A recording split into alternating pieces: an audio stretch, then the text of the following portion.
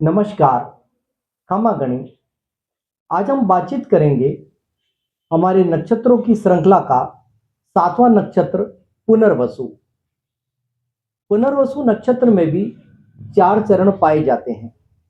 इसके पहले तीन चरण मिथुन राशि में आते हैं, जिसका स्वामी बुध है। और चौथा जो चरण है वो आता है कर्क राशि के अंदर। ये आखिरी चरण है और इसका स्वामी होता है चंद्रमा। अब देखिए, पुनर्वसु जो नक्षत्र है ये पांच तारों का समूह है और इसकी आकृति को अगर हम देखें तो धनुष के समान दिखाई देती है। और इस नक्षत्र के देवता हैं अदिति। अदिति यानी देवों की माता, जो सुख, वैभव और संपन्नता प्रदान करने वाली देवी है। और इस नक्षत्र का स्वामी है गुरु, जुपिटर। अब देखिए, इस नक्षत्र के नाम से ही पता पड़ता है पुनर्वसु। पुनर का मतलब पुनः, वसु का मतलब प्रकाश की किरणें, यानी वापस प्राप्त होने वाली प्रकाश की किरणें। इस नक्षत्र के व्यक्ति कैसे होते हैं? तो देखिए, सबसे पहली बात आती है कि इस नक्षत्र के जो व्यक्ति होते हैं वो बुद्धिमान, मेधावी और बहुत ही सुंदर होते हैं। अक्सर उनमें देखने में आता है कि शॉर्ट टेम्पर्ड होते हैं। बहुत जल्दी एरोगेंसी इनके अंदर आ जाती है, यानी तुनक मिजाजी प्रकृति के लोग होते हैं। लेकिन विद्वत्ता इनमें भरी रहती है और काफी अच्छे धार्मिक व्यक्ति होते हैं। ऐसे व्यक्ति मध्यम कद के और सुंदर दिखाई देने वाले तथा सुंदर वस्त्रों का उपयोग करने वाले होते हैं। तो पुनर्वसु नक्षत्र के व्यक्तियों की नेचर के बारे में मैंने आपको कुछ बातें बताई। अब हम बातचीत करते हैं इनके वैवाहिक जीवन के बारे में। तो देखा गया है कि इन लोगों का वैवाहिक जीवन जो होता है वो काफी उतार चढ़ाव भरा रहता है। पत्नी से मतभेद, डिफरेंस ऑफ ओपिनियन, या किसी कारण से आप नौकरी के कारण बाहर रह रहे हो तो आपका एक सेपरेशन, इस प्रकार की स्थिति इनके जीवन में कई बार आती है। लेकिन फिर भी अपनी विद्वत्ता से और अपनी बुद्धिमानी से ये अपने वैवाहिक जीवन के रिश्तों को मेंटेन करते हुए चलते हैं। इस नक्षत्र के व्यक्ति लोगों का पालन पोषण बहुत ज्यादा करते हैं, यानी बहुत अच्छे नर्चर होते हैं। नर्चर का मतलब पालन पोषण करने वाला। तो सहयोग करते हैं, धार्मिक क्रियाकलापों में बढ़ चढ़कर हिस्सा लेते हैं। अब देखिए, मैं आपको एक बात बताऊं, भगवान राम का जन्म भी इसी नक्षत्र में हुआ था, पुनर्वसु के अंदर। तो आप लोग देख सकते हो भगवान राम के जीवन में भी काफी उतार चढ़ाव देखने को मिले।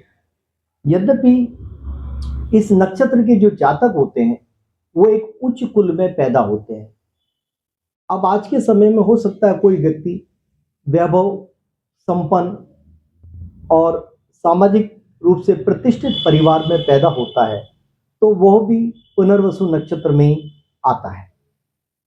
देखिए, ये नक्षत्र के बारे में कुछ सामान्य बातें बताई जा रही हैं।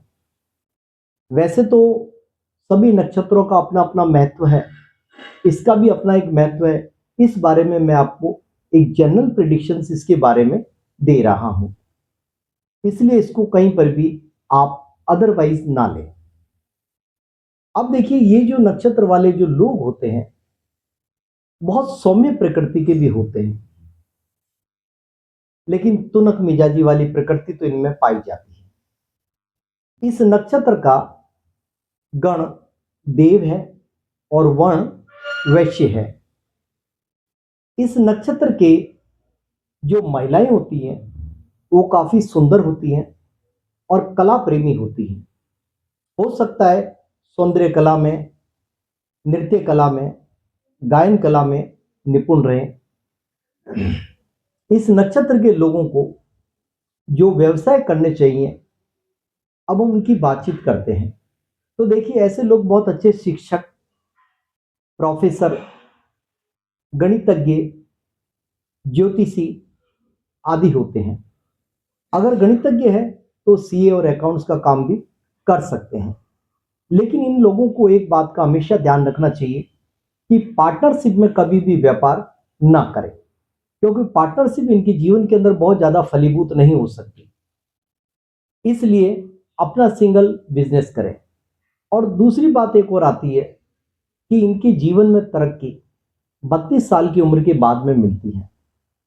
ध्यान दीजिए, ये उतार चढ़ाव वाला नक्षत्र है। एक बार आप चढ़े, फिर नीचे आए। नीचे आने के बाद में अगर आप दोबारा उठेंगे तो बहुत ऊंचाइयों तक जाएंगे और फिर उठते ही चले जाएंगे, फिर नहीं रुक पाएंगे।